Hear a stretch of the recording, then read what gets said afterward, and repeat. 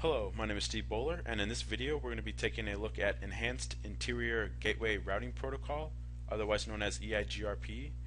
Specifically within EIGRP, this is going to be EIGRP Troubleshooting Lab number 2.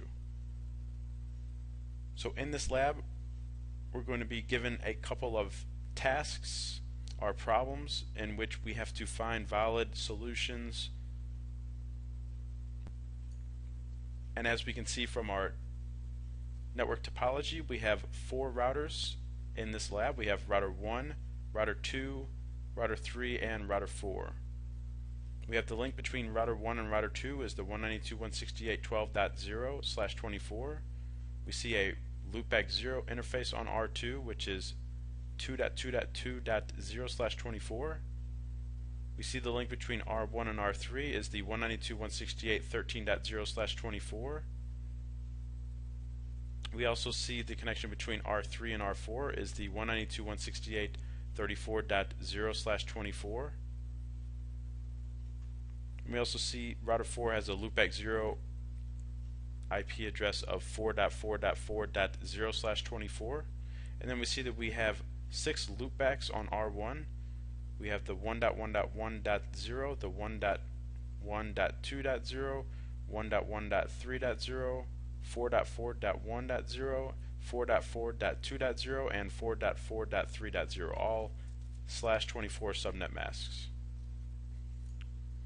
So what I'm also going to add to the diagram is router 1's interfaces are going to be .1, router 2's is going to be .2, router 3's are going to be .3 IP addresses, and router 4 is going to be .4.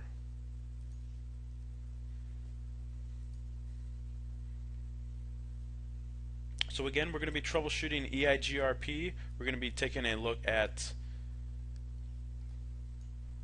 a couple of trouble tickets in which we are given problems in which we have to resolve. So let's go ahead and take a look at our trouble tickets. Again, this is EIGRP Troubleshooting Lab number 2. Our first ticket says that you have given your network administrator the task of configuring EIGRP between R1 and R2. After several hours of trying to figure out why the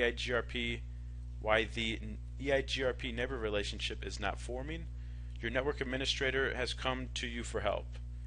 Configure the network so that R1 and R2 form an EIGRP neighbor relationship and that you can ping from 1.1.1.1 to 2.2.2.2 with no issues. And then the last sentence says that you may not change any configuration on R1 to complete this task. So again, it is very good to read all the way through the task, even though you might have already come up with the solution or be thinking of ways to fix this. If one of those ways includes something on R1 and you don't read the last sentence and you change configuration on R1, then you will not complete the task successfully. So again, it's very important that you read through the question. If you don't read through it twice, at least read through it once all the way through, so you have a very good understanding of what the task is telling you to do and what the task prevents you in doing. In this case, it's preventing us from doing any configuration on R1. So let's go ahead and take a look at our network. Again, the connection between R1 and R2 seems pretty simple enough. So what we can do is get into the routers and start taking a look at how to troubleshoot connectivity, the EIGRP neighbor relationship, specifically in this task. So first off, one of the first things we want to do is, if we go to R1, we can do a show IP interface brief. We could take a look and see if the interface between R1 and R2 are configured correctly and that we have basic layer 3 reachability. The link between R1 and R2 are using the fast Ethernet 00 interfaces on both routers.